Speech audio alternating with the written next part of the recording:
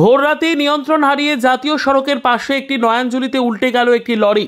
জঙ্গিপুরের দিক থেকে লরিটি ফারাক্কার দিকে যাওয়ার পথে শামশেরগঞ্জের বেলাসরান মোড় 12 নম্বর জাতীয় সড়ক সংলগ্ন এলাকায় দুর্ঘটনাটি ঘটে।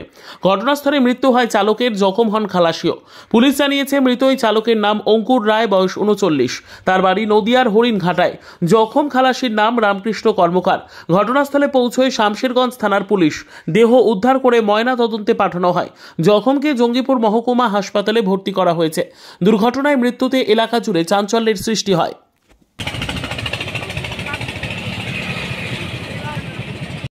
দলিল লেখক ল ক্লার্ক মহরুল। লেখক রবজুল ইসলাম ওরফে বাপ্পা, পিতা রুবল আলী। এখানে জমি রেজিস্ট্রি করা হয় এবং জমির পরামর্শ দেওয়া হয়।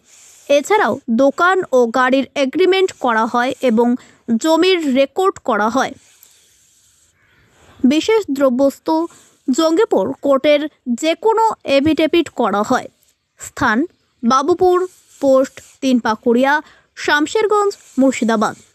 মোবাইল নম্বর 9126089804 অথবা 8250689903।